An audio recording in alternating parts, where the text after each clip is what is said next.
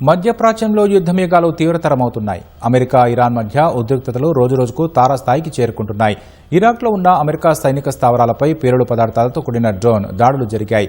మరోవైపు వరుసగా 13వ రోజు కూడా ఇరాన్లోని పలు కీలక స్థావరాలపై అమెరికా బలగాలు బాంబుల వర్షం కురిపించాయి. ఈ పరిణామాలతో ప్రపంచవ్యాప్తంగా చమురు ధరలు భగ్గుమంటున్నాయి. ఇరాక్లో అమెరికా బలగాలు ఉన్న ఇర్బిల్ ఎయిర్పోర్టు బేస్ను లక్ష్యంగా చేసుకుని డ్రోన్ దాడులు జరిగాయి. పేలుడు పదార్థాలతో వచ్చిన 5 డ్రోన్లను అమెరికా దళాలు గాల్లోనే కూల్చివేశాయి. ఈ దాడుల్లో ఎలాంటి ఆస్తి, ప్రాణనష్టం జరగలేదని అధికారులు తెలిపారు. అటు బహ్రెయిన్లో కూడా ఇరాన్ వైమానిక దాడులను అడ్డుకున్నట్లు ఆ దేశ ప్రభుత్వం వెల్లడించింది. మరోవైపు ఇరాన్లోని నావిక, సైనిక స్థావరాలే లక్ష్యంగా అమెరికా విరుచుకుపడుతోంది.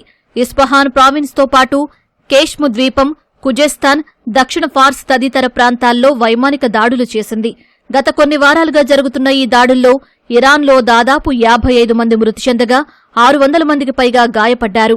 ప్రపంచ చమురు రవాణాలో కీలకమైన హోర్ముజ్ జలసంధిపై ఆధిపత్యం కోసం ఇరాన్ ప్రయత్నిస్తోండగా దానిపై తిరిగి నియంత్రణ సాధించేందుకే ఈ దాడులు చేస్తున్నట్లు అమెరికా పేర్కొంది. వాణిజ్య నౌకలు, నావికులను బెదిరించే ఇరాన్ సామర్థ్యాన్ని మరింత తగ్గించడమే తమ లక్ష్యమని పేర్కొంది. ఇటు అమెరికా దాడుల నేపథ్యంలో ఐఆర్జీసీ పొరుగు దేశాలకు హెచ్చరికలు జారీ చేసింది.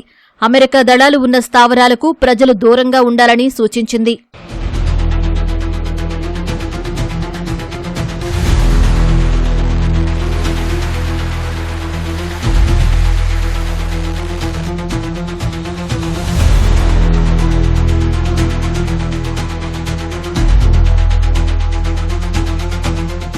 అమెరికా, ఇరాన్ పరస్పర దాడులతో అంతర్జాతీయ మార్కెట్లో బ్రెంట్ క్రూడ్ బ్యారెల్ ధర ఒక్కసారిగా $100 దాటింది.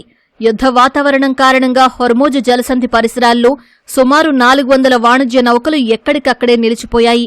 వీటిలో 6,000 మందికి పైగా నావికులు ఆహారం, నీరు, వైద్యం లేక తీవ్ర ఇబ్బందులు పడుతున్నారని ఐక్యరాజ్యసమితి మానవ హక్కుల విభాగం ఆందోళన వ్యక్తం చేసింది.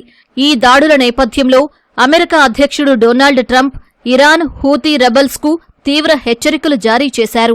నౌకలపై దాడులు కొనసాగిస్తే భారీ సైనిక చర్య తప్పదని తెలిపారు. దాడుల వల్ల నౌకలు, కార్గోలకు జరిగిన నష్టాన్ని అమెరికా ఆధీనంలో ఉన్న ఇరాన్ నిధుల నుంచే వసూలు చేసి వాటితోనే మరమ్మతులు చేస్తామని స్పష్టం చేశారు. ట్రంప్ వ్యాఖ్యలను ఇరాన్ విదేశాంగ మంత్రి అబ్బాస్ అరాగ్చీ తీవ్రంగా ఖండించారు. ఇతరుల ఆస్తులను జప్తు చేయడం దారుణమని, ఇది తీవ్ర పరిణామాలకు దారితీస్తుందని హెచ్చరించారు. ఈ యుద్ధం ఎటు దారితీస్తుందోనన్న ఆందోళన ప్రపంచ దేశాల్లో వ్యక్తమవుతోంది.